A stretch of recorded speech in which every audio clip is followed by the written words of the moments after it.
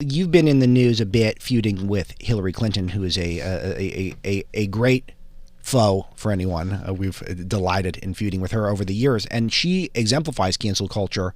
She's someone who suggested that Breitbart might not have a right to exist. Now, clearly you think we have a right to exist. You're even willing to talk to our audience of 20 million people plus our audience on SiriusXM, which is in addition to that. She doesn't like you very much. Why do you think that is?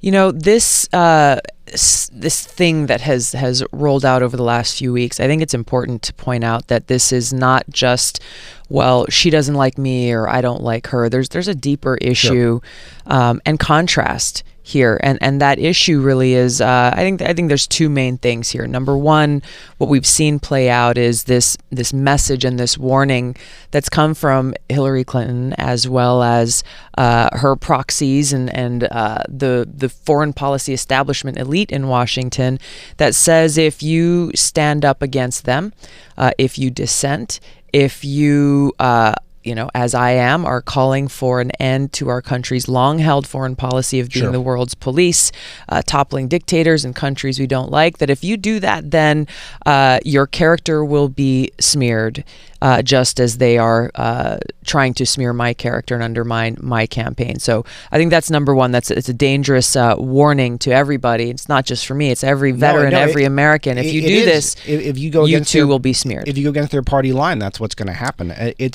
But there is some context to you. Let me just there's a second point there. I think it's important that is the substantive point of the difference in what I am challenging the foreign policy establishment in Washington about.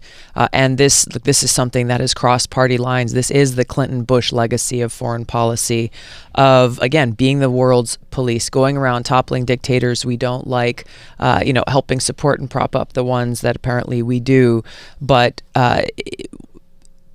creating an incredible toll and cost on my brothers and sisters in uniform who are sent to fight in these unnecessary, costly wars, and on every single American. We've spent over $6 trillion taxpayer dollars since 9/11 alone on waging counterproductive regime change wars in places like Iraq and Libya and ongoing in Syria that have come out of not only our pockets, but out of serving the needs of people here at home and across the country. That's the change that I'll bring as president, to end this failed, long-held foreign policy, stop being the world's police, work to end this new Cold War and arms race, and bring back our limited taxpayer dollars towards actually serving the interests of our people.